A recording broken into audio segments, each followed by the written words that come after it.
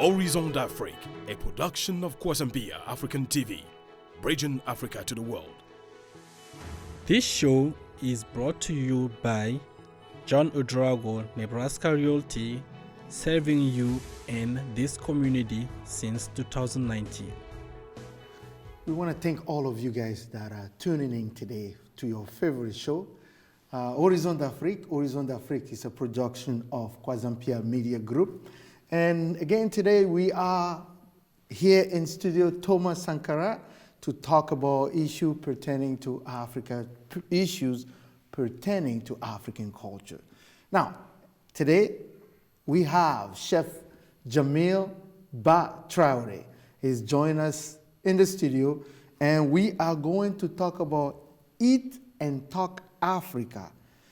So, rediscovering Africa through culinary art. That's the topic of today's discussion. And Chef Jamil, yes. Welcome to the studio. Thank you, Pierre. Thank you for having me.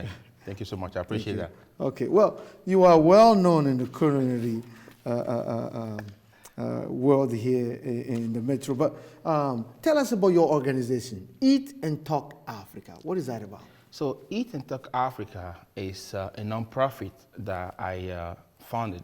And I've been thinking about this since 2015 when I finished school and started working in a hotel.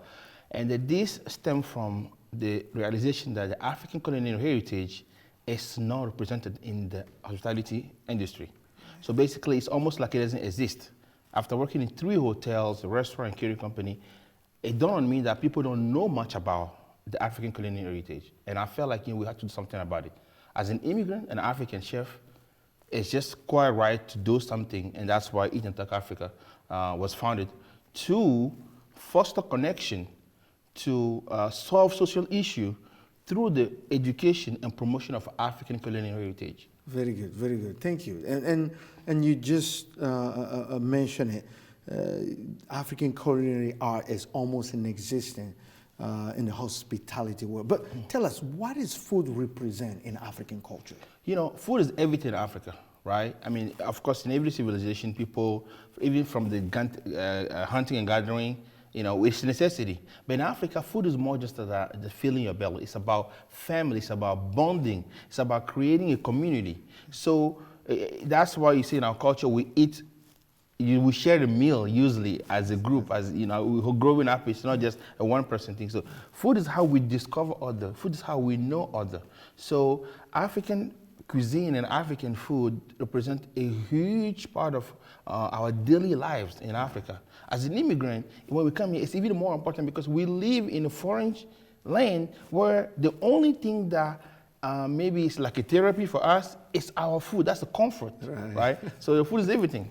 Yeah, that's very good. As you're talking, the memory took me back to time where we'll all share one meal. Yes. Everybody dip in there, because, like the thought about it is that if you can share a meal with somebody, yes. And think about it, it brought us together. That's how we were able to have so much close bond, right? Yes. And then back then we were taught that, other society are selfish. In Africa, we are not selfish because we're always a collective. So everything has meaning. Even how we cook food and how we eat food. So it's that collective bond that's important. And you mentioned, you're absolutely correct, how we eat food and how the desire to share food with somebody else. That's important. And bring the bond, just like you said. Now, that's the old time. Today we're talking about, the talk is about contemporary African cuisine. Yes. Now, what are we talking about here? Okay. Well, you're right about that. Contemporary or modern African food, right? Well, all civilizations start in Africa. So really, Africa cuisine is like the mother cuisine, if you want to call it, because we're the motherland, right? Yes. But because people don't know much about it, and we've studied the French technique, we've studied other cuisine, the contemporary African food is just bringing African food back to the scene. And in today's world, it's coming as a fusion food. Right? So that's what people do. Thanks to the work of the great artists and great chefs, African chefs like Pierre in New York, and then Marcus also, Samuelson, and Kwame, and other on Africa. The African culinary now is just taking on a new a new orientation. Because in our culinary world, you know, for people that want to be honest, they will say that we've tapped into every cuisine already. We've tapped into every cuisine right now. The only cuisine that we haven't really tapped into much is African cuisine. So we're trying to bring it back to make it more urban, right? So that's why now people are talking about contemporary African cuisine, because it is as is if African cuisine has to be rediscovered again. Again, you know, it has to be rediscovered again. It shouldn't be that way, but unfortunately, here we are. We need people to rediscover African cuisine. Yes. So that's what we're talking about now, like a new version, where people see African cuisine as a fine dining cuisine. People see African cuisine as something you can have as at a banquet, at a wedding, because people don't think about Africa, let alone African cuisine, as something that they can have. So that's why I like the word contemporary, but yes, sometimes I'm like, you know what, it shouldn't be that way. It should have been something that's already set. Right. But here we are, you know, we want to just say that African can be modern. African cuisine can be modern. Yes. It can be urban. That's what we're trying to do right now. Now, you did mention something where, you know, it makes sense where people sometimes move away from the original, from the root. But and you also use the word here, fusion. Yes. You know, and with the cultural diversity that we have here in Omaha now, can you explain to our viewer why is it important? Why are we talking about fusion? What is it so important to talk about fusion? Thank you. I appreciate that. Pierre, think about it. Even back home, right? As human beings, we always migrate. Right? We move from region to region, and we sometimes immigrate also, right? Yes. What is that? It's creating a global village. It's creating fusion. We're blending together. So as people blend, their norm blend together, and their social activity blend together. So it's just quite normal the food will blend. Food will Food will blend too, right? Because if you have a mixed couple, you have to blend everything. Yes. So fusion, because authenticity is good, right? But if we want to reach others, we will have to just understand that we need to find a way to get other people to also like our food. That's why we bring them together. So we want to be diverse. Yes. We want to be inclusive. So we can't just have it one way. Right. You understand what I'm saying? Totally agree. So that's why now we're talking about fusion food, because fusion food is just how we combine everything, because food is art. Art is beautiful. Art is something you share. Art is something that's, it's not closed up. So the fusion African food now is blending other cuisine. Like when I cook, as much as authentic it is, I like to use other influences, in my cuisine, because I want everybody to find themselves in it, So because you want to reach everybody else. It's like an artist, a songwriter just using different rhythm. Right. And then just creating something where no matter where you're from, you find something there, the beat that you're like, this is something like from my root. Connect to it. You can connect to it. That's what fusion food is. Fusion food is just blending all the cuisine together. Very good, very good. Now, I want to come back to Eat and Talk Africa, your organization. Now, tell us about some of the programs Eat and Talk Africa has and how these programs are changing the culinary arts landscape here in the metro. So Eat and Talk Africa is a young organization. It was founded in 2020, and then pandemic happened, so we didn't really do much. So all the programs that we have right now are in the phase of upcoming programs. But we have great things happening, because the main thing that we saw is that we need to change something. We need to make it possible for people to know African food. And when we talk about this, at the beginning, I seen it as a professional chef. But when I stepped away, I seen it as an immigrant, right? So there's two components. We want to help the professional African chefs. We also want to help the African community here and other people that like African community to discover that. So Eat and Talk Africa has so many programs. Some of them are basically to bring us as African chef and restaurant owner in Omaha together and do something. And we are working on a project that we call an ACE, which is African Culinary Experience. So we want to bring all African chefs in one room and give the community an opportunity to taste African food from all the 5 culinary regions. And then thanks to our partner at the Metropolitan Community College and also with the Wise Family Foundation, we are working on this. We want to make this happen. Because if we don't do this as African chef, we won't be able to get people to know us. That will, put a spotlight on the cuisine and also on those restaurants. I want to see African cuisine develop, African restaurant develop. Other thing that we want to do is to teach African cuisine. So we plan on doing African cuisine classes for everyone. Not only that, if you have to be African cuisine classes to teach the African 5 colonial region, right?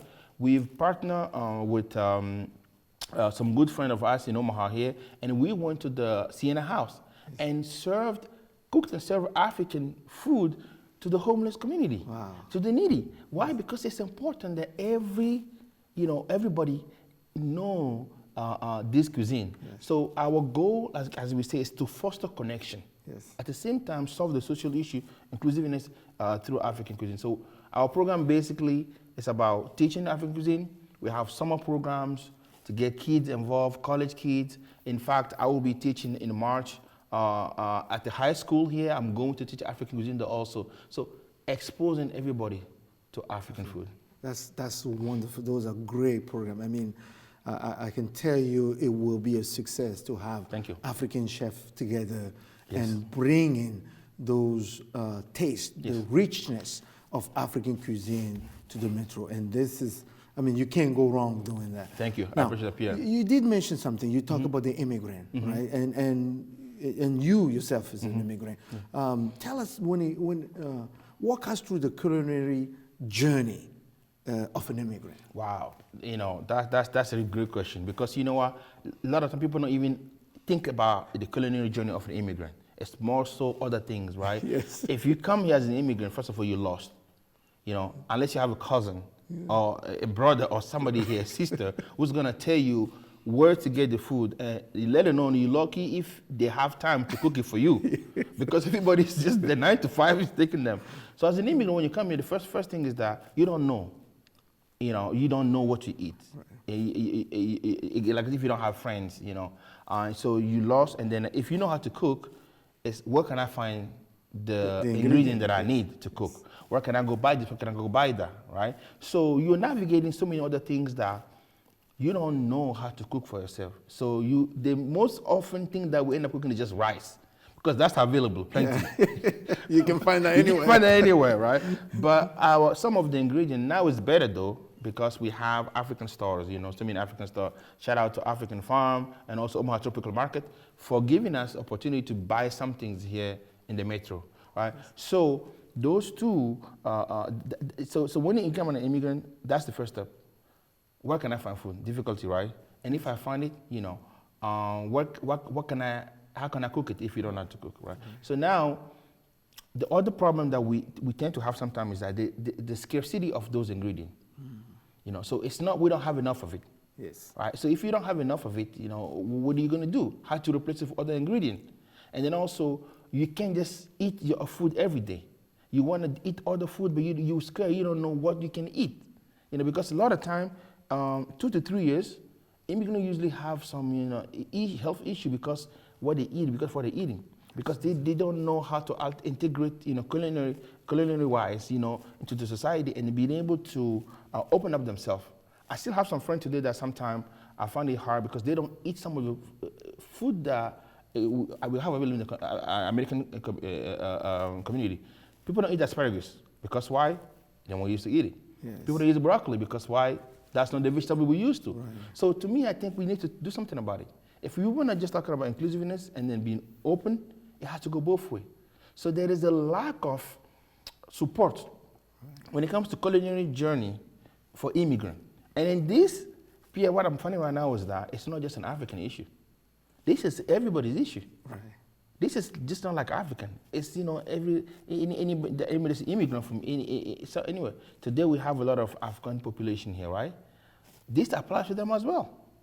Right. So I think it's about time that we do something to help people when it comes to the culinary journey, so they can discover, they know where to go, they know how to replace this ingredient with this ingredient. That's why Talk Africa want to be here to support people and make it easy for them to be able to assimilate or integrate. Yeah, I totally agree with you, because, and this is something that a lot of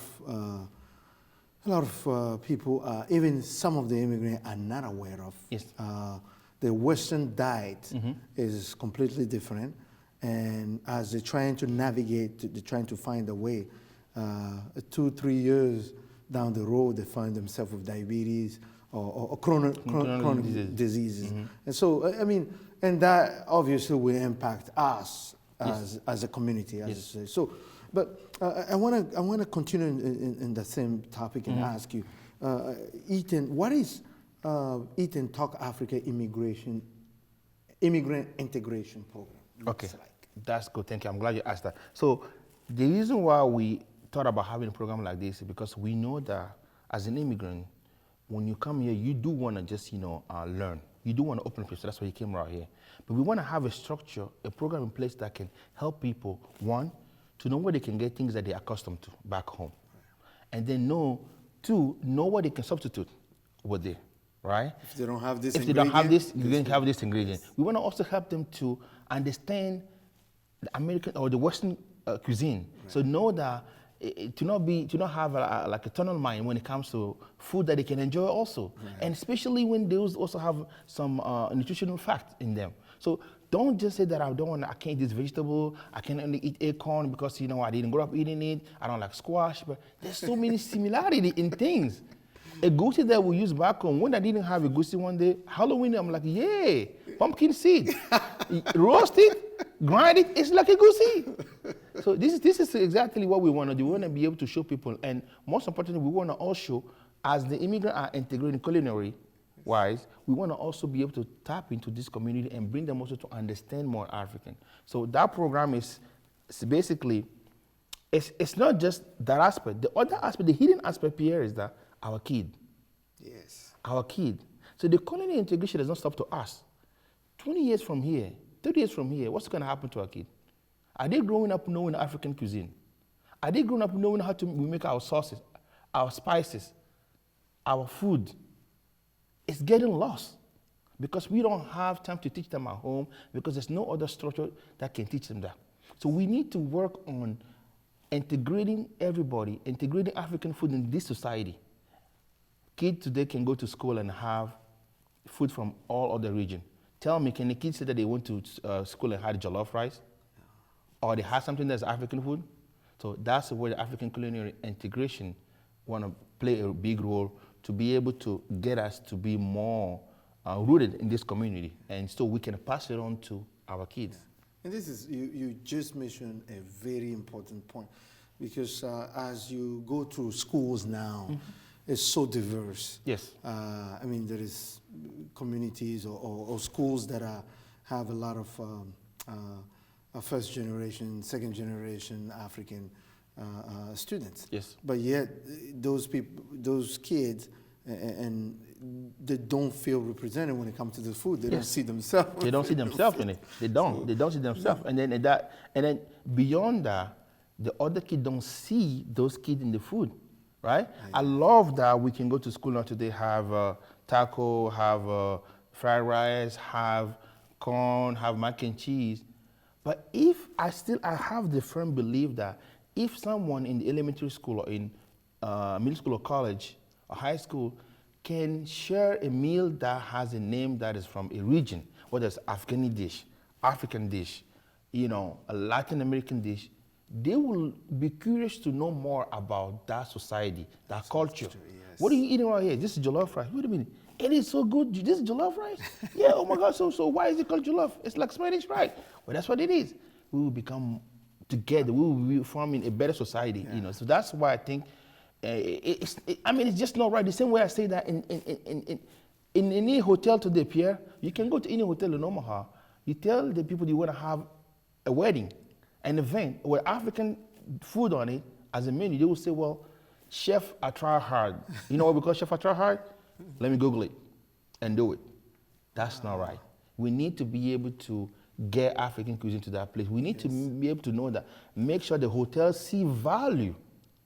Because African community had a huge spending power, but people don't know it. Yes. Right? We've been in Omaha for so long now. We have people that are, well connected now. We do very well. Yeah. Right? And we can come and spend the money, but people don't see value in it. People don't see the interest to just make sure the African cuisine is also represented in those fairs. Yeah. So that's what we need to. So Eat and Talk Africa want to work on so many things, we want to pass it on to other organizations also who work with Immigrant as well. Yeah, thank you. And I want to remind our viewer that we are here in Studio Thomas Sankara with Chef Jamel, and we are talking about rediscovering Africa Yes. through its culinary art. Yes. And Chef Jamel, you are touching things that are very, very, very important. Obviously, you know, through the culinary art, Yes.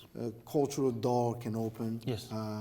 And this is so important what Eat and Talk Africa is doing now. Tell us, how can people connect with your organization? Do you accept volunteer? How can people connect with your organization? Yes, they can easily just go on eatandtalkafrica.org, which is EAT, the N, it's just like, you know, the letter N, and talkafrica.org, or Share Omaha website. Also, we have a volunteer portal right there where they can also volunteer with us. So if you just Google Eat and Talk Africa, or go on the website, Facebook, all social media, you can get in touch. Of course, we accept volunteer. We want people that want to discover this whole continent and this culture.